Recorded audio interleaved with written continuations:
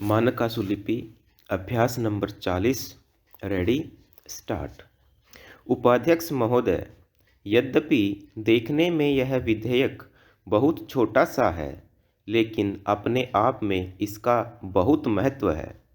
जैसा कि मंत्री महोदय ने उद्देश्य और कारणों में इसका विवरण दिया है, जितने भी हमारे केंद्रीय नियम बनते हैं अथवा आदेश जारी होते हैं, उन सब का अनुवाद राज्यों की भाषाओं में, जिन जिन राज्यों में जिन जिन भाषाओं को अपनी राज्य भाषा के रूप में अंगीकृत किया हुआ है, उन सभी में अंगीकृत रूप में प्राप्त हो सके और उसको विधि के रूप में मान्यता प्राप्त हो, इसलिए इस प्रकार का यह विधेयक यहाँ पर लाया गया है।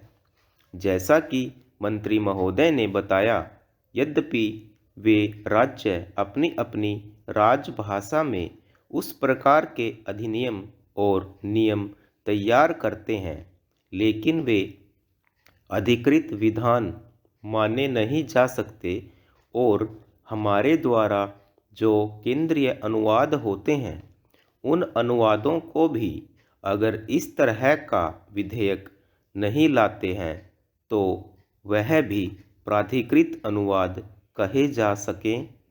इसके लिए यह विधेयक लाने की आवश्यकता पड़ी।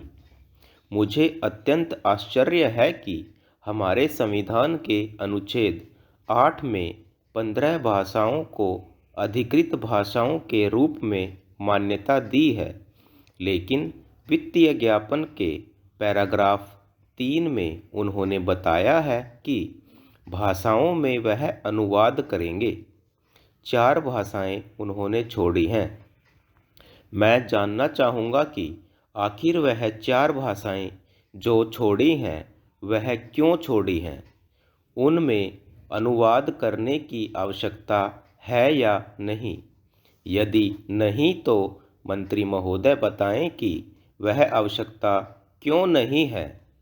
मंत्री महोदय ने यह भी अपने वित्तीय ज्ञापन में दिया है कि एक व्यवस्था तो राज्य सरकारों की अपनी है, जो इस प्रकार के अधिनियमों, नियमों आदि का अनुवाद अपने अपने राज्य क्षेत्र में करती हैं और उसके अधिनियमों, नियमों और उपनियमों के अनुवाद को देखेगी और उसके बाद उसको यह अंतिम स्वीकृति प्रदान करेगी।